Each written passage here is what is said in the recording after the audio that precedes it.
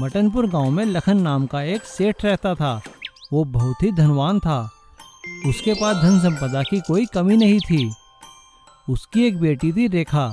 रेखा बहुत ही खूबसूरत थी। लखन अपनी बेटी से बहुत प्यार करता था।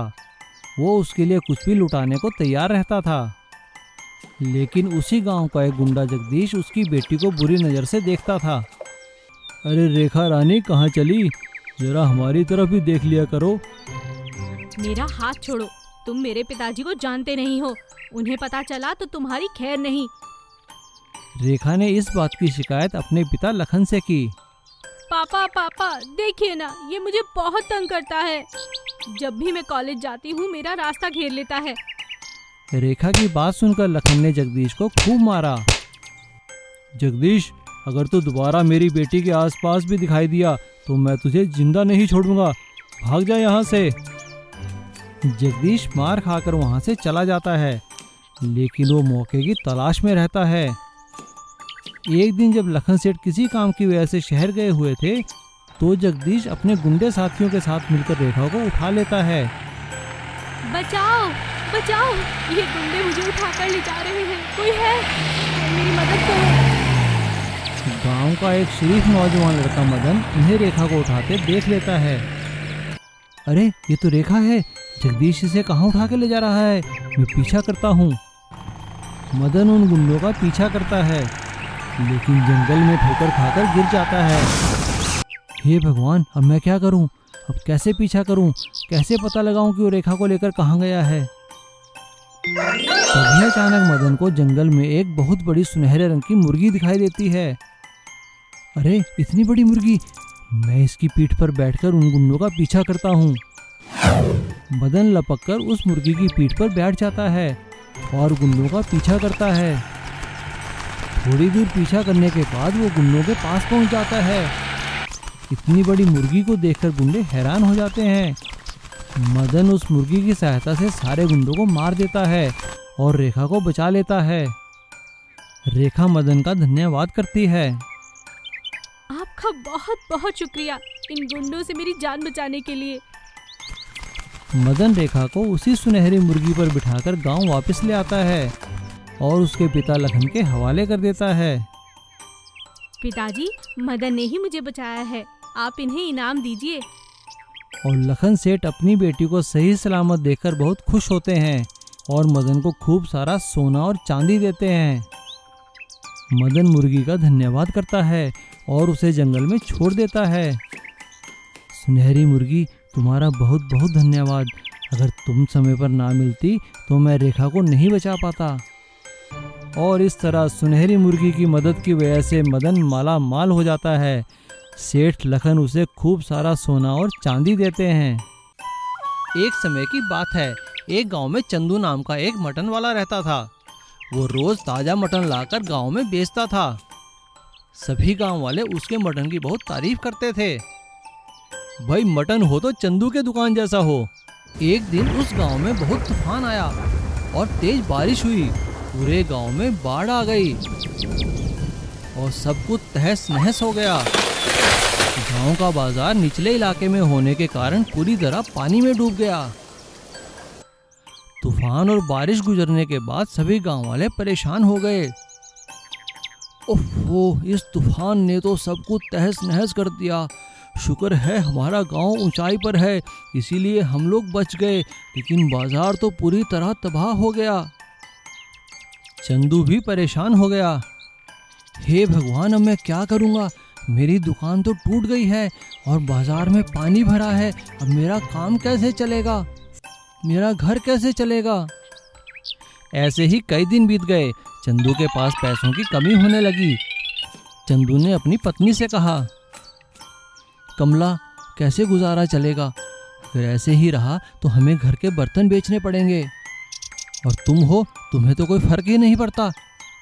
तुम तो बस अपने मोबाइल पे लगी रहो। यह सुनकर कमला ने चंदू से कहा, अरे नाराज क्यों होते हो? मैं मोबाइल पर कोई मस्ती नहीं कर रही। ये देखो, मोबाइल पर आजकल घर बैठे ऑर्डर मिल जाता है। आप भी इस तरह अपनी दुकान मजे से चला सकते हो। कमला की बात सुनकर चंदू के मन में एक आइडिया आता है और वो अपने मोबाइल पर एक सिस्टम बनाता है और चंदू उस सिस्टम पर अपने द्वारा दिए गए मटन के रेट और बाकी चीजें डाल देता है। अब गांव वालों को कभी भी मटन चाहिए होता था तो वो चंदू को फोन कर देते थे या उस सिस्टम में डिमांड कर देते थे। चंदू ताज़ा मटन ले जाकर उनके घर में डिलीवर कर देता था। चंदू के इस मोबाइल मटन शॉप की तारीफ सभी लोगों ने की। अरे वाह चंदू, तुमने अच्छा आइडिया निकाला है, हमें अभी भी ताज़ा ताज़ा मटन सप्लाई करते हो। धन्यवाद सर, आवश्यकता ही आविष्कार की जननी है। जब मुझे ज़रूरत हुई तो मैंने अपना रास्ता निकाल लिया। देखा, मैंने कहा था ना, मोबाइल के जरिए काम बढ़ जाएगा। नए जमाने की तकनीक अपनाने से ही काम बनते हैं। और चंदू पूरे इलाके में मोबाइल मटन शॉप वाले के नाम से जाना जाने लगा। भूमिगत सोने का बस। खाजीपेट नाम के एक गांव में सुभाष नाम का एक व्यक्ति रहा करता था। उसके पास एक बस थी। उस बस को तरह तरह के यात्राओं के लिए, शादियों के लिए लेके जाता था और उसी तरह अपने घर को चलाता था। एक दिन सुभाष की बेटी रूपा को देखने के लिए लड़के वाले आते हैं। सुभाष सबका स्वागत करता है। आइए आइए, नमस्कार जी, बैठिए। पहले कुछ स्वीट खाएंगे क्या? भाई सुभाष, हमको आपकी बेटी बहुत पसंद आ गई, लेकिन ये बोलो दहेज में क्या मिल रहा है? भाई साहब, मेरे पास जो कुछ भी है तो ये बस ही है। मैं अपनी बस दहेज में दे दूंगा। ऐसा बोलते ही रिश्ता पक्का करके लड़की वाले चले जाते हैं। लेकिन उसी दिन रात को कुछ चोर आकर सुभाष का बस चोरी करके ले जाते हैं।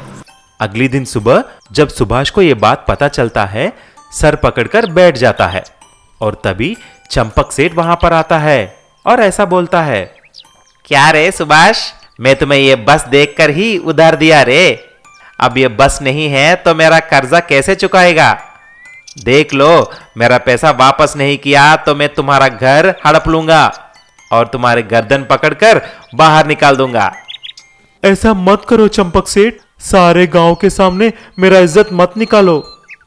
इज्जत होना है तो जाकर मर जाओ कहीं, लेकिन मेरा पैसा वापस कर दो बस।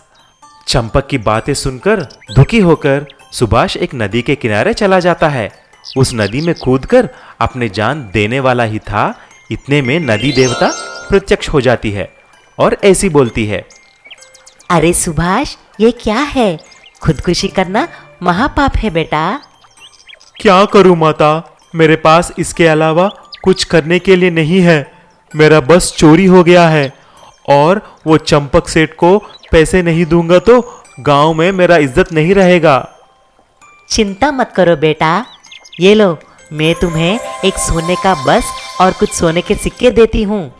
तुम इससे तुम्हारी सारी संकट दूर कर सकते हो। ऐसा बोलकर देवता अदृश्य हो जाती है। सुभाष वह बस लेकर चला जाता है और उस बस को एक भूमिगत सुरंग बनाकर उसमें रख देता है ताकि कोई भी उस सोने के बस को ना देख सके।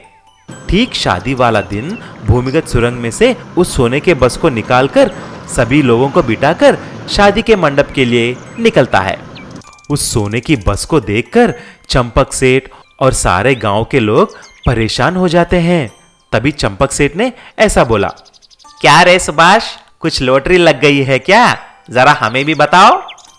सुभाष हंसकर बस को चलाते निकल जाता है और धूमधाम से रूपा की शादी भी करता है। दहेज में सोने की बस को देखकर उसके ससुराल वाले भी पहले चौंक जाते हैं, लेकिन बाद में बहुत खुश हो जाते हैं।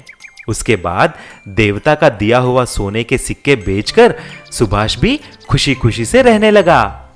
भूमिगत सोने का ट्रेन।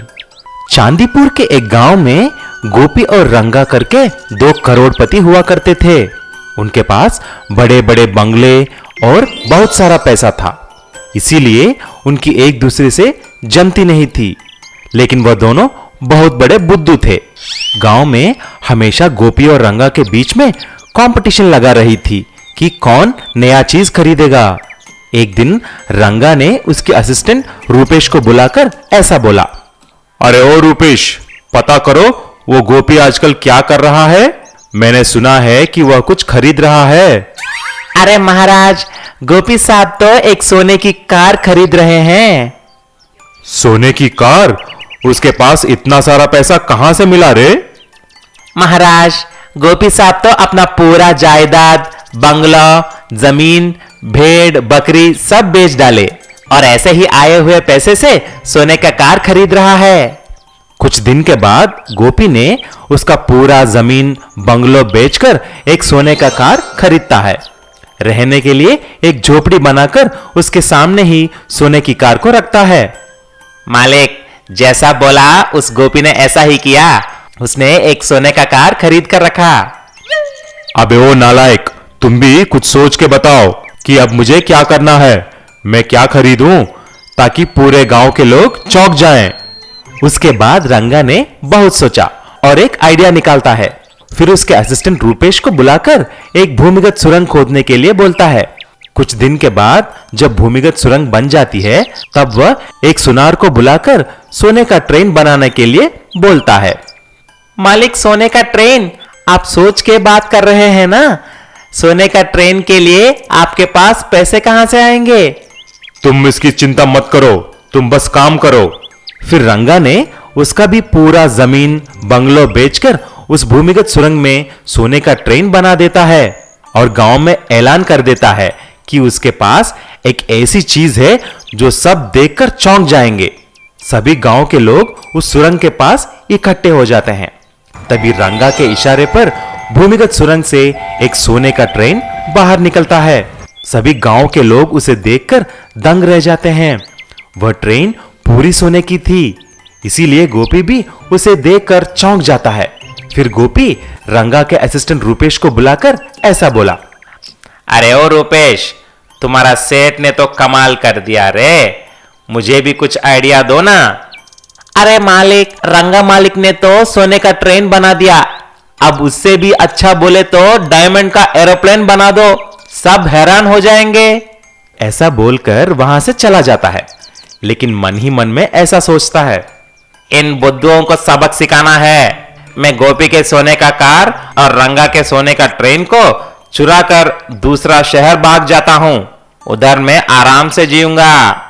ऐसा ही रूपेश ने एक रात को सोने की कार और ट्रेन को चुरा कर लेके जाता है।